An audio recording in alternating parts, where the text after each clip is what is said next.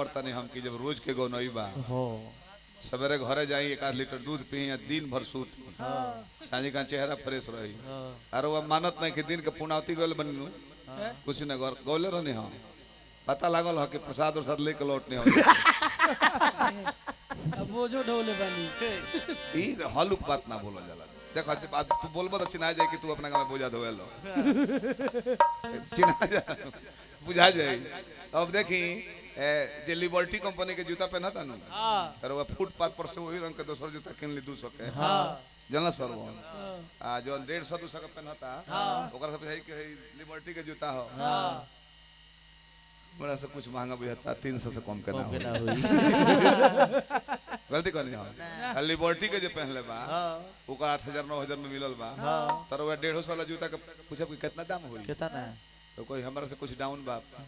45 से 5000 के आसपास के होई ओई नहीं बोझा धोए कहता रहे तो बोझा के धोएला जे जमींदार बजे के खेत बा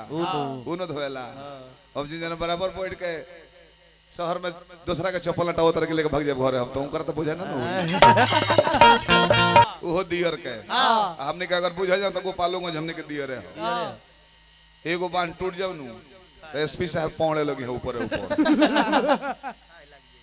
एगो बांध अगर हने टूट जाओ तो सबसे पहले गोपालगंज पानी जाई हमने गोपालगंज शहर आता ना ऊंचा हो कि बांध टूटत कहीं कि 2 मंजिला घर देखबो अलग से है कि 1 मंजिल बा 1 मंजिल हो तो नीचे पानी में बहू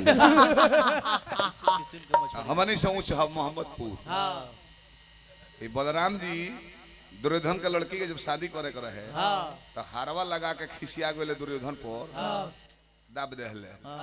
तब सारा पानी जितना आवेला समुद्र में के जितना वो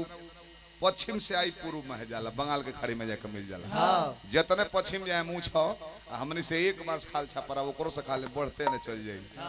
बंगाल में जात जब बंगाल के खाड़ी आई अब फिर सब पानी में चल जाला गलती ना नु हार्दिक शुभकामना करते हैं भगवान बिजनेस में बढ़ोतरी कर रहे कितना चोंगा लागल बचारू और नु हां जी चोंगा लागल बचारू और नु सब बाजता नु हां जी कितना हमने के ईमानदार जिला हो हाय हाय एगो है हमारा बबुआ बड़े नाम ना धरब हां अगर चोंगा जे लगा देहला कोनै सुन में लाग गइलो हां तार सहित यूनिट खोल लेले तार सही तरो यूनिट खाली रहो चोंगा दूर से देखता नहीं बा सुनाई ना लगे जेबे तो बोले वाला इंजन खत्म बाव में के ओई साउंड से छावरा में के चापाकल खोलल सुन ले रोनी बीच गांव में द्वार पर के चापाकल सुनाइल तो वही आदर्श गांव में छपरा जिला पड़ेला नाम ना धरब हम नाद चोरी ना सुन ले रोनी सीमित वाला नाद गौनई में से गौनई जब गौनई जहिया गांव में वो भाई 8 क्विंटल धान के बोरा पीठी पर लाद के भागल ले सले को और जकरता खींच मोटो हमने के बहुत निमन बाबू हैं देखी निमनो काम करो तो वो 5 आदमी रौरे अगेंस्ट रहे हैं गांव में मुखिया जी जीतल हो कब जीतल हो कब वोट दे देला बहु खुश होई तो वो 5 गो अगेंस्ट होइलो ना ना जीतत ना रोले हम ना फ्रूटी मुर्गा के बोले जीत गइल अगला बार स्थिति खराब रही निमनो करब तो गांव भर के चंदला काट जाम त एक आदमी के हो गांव भर के चंदला काट जाम होता न सारा 1 महीना लइका मेहनत करता लो ओकरा बादो कुछ रुपया घरता तो कमेटी में 15 जना बाड़े तो कुछ लगा के मेंटेन होता न होता आ सब के बादू अड़जाम बीत गइल पूर्णावती हो गइल आ 2 दिन के बाद वो कमेटी के अध्यक्ष महोदय को सिल्क के कुर्ता पहन के गांव में निकल जा तो जौन चंदा नहीं खेता तौन दे कही जौन नहीं खे दिले चंदा तौन कही दल चंदा 8 जाम में थनी हम दोनी बका अब की ढेर सिल्क के कुर्ता सियाए लगल बे घबरा लो जौन 3 पीस किनाई जल्दी है आ वो चंदा देले नहीं खे ना हनुमानो जी निमन काम कइले बाकी 2-4 गो बानर ना भगवान बोल देले बड़े विशाल शरीर बना लेले उड़ जाले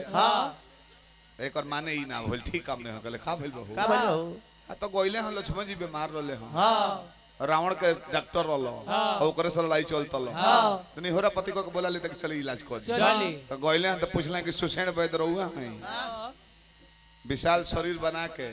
ओकर घर नेव सहित उखाड़ के लेके भगवान के लगे धो दे लो माने ये बॉल बता घर में उखाड़ लेबो ये करबो हनुमान जी कहने के देखलो तालो के बुझात नहीं खे ना शक्तिवान के प्रभाव बहुत तेजी से शरीर में बढ़ेला। गयनी है कौन है कि चली ना आवतले हाँ मूड बन है कि टांग ले चलती फिर कहने कि ना दुश्मन दल के डॉक्टर बा टांग के ले जाए हो जाके लागी बहाना करे कि अल्लाह छूट गई सिरिंज छूट गई हमार ओखर मुसर छूट गई बूटी कूटे वाला तो फिर जाके ले आती ऐसे कहने कि ना ना डॉक्टर साहब रो वो चली और हॉस्पिटल वो टांग ले चलते नहीं जन भुलाई तो नहीं मैंने होई अरे तो ठीक है कोई बड़ा हो। अच्छा ये बताओ कि कोई तू संजीवनी बूटी ले आवे तो पूरा पहाड़वे काहे को खाड़ लेला मैंने कहा है कहले कि कितना मेहनत लाल बजाए में आवे में हम बुझता नहीं आ तब वो भोर हो गई एगो बूटी लेके आई थी लागी डॉक्टरवा कहे जा कि बीमारी बिगड़ गई बा एकरा संगे दूगो एंटीबायोटिक बूटी औरी लगी तो फिर जैती ऐसे कहने कि ना मेडिकल दुकान टांग ले चलो जो लागे तो नोच नोच के खियावो अजी आवो एही में से धन है हनुमान जी एक लाइन बाचल बाउरी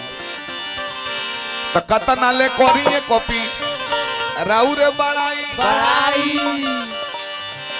एक बार भोला जी से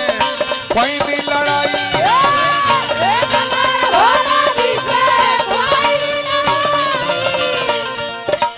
हमरो पर और कृपा हो बदलल तकदीर और बिन के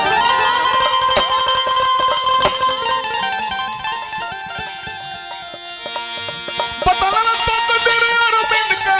भागो के लकीर महावीर आवो आवो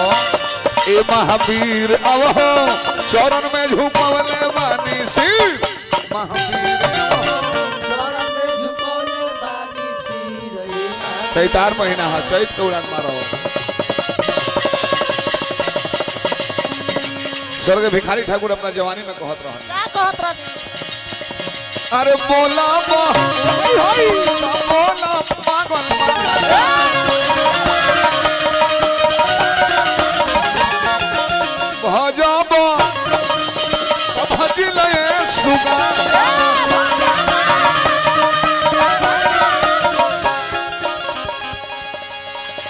श्री सीता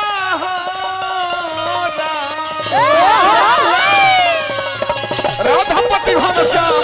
जय वीर हनुमान प्रेम सबल पावल मन उहल बनई बिगड़ काम प्रेम सब भज पावल मन श्री सीताराम प्रेम सबल मन मनवा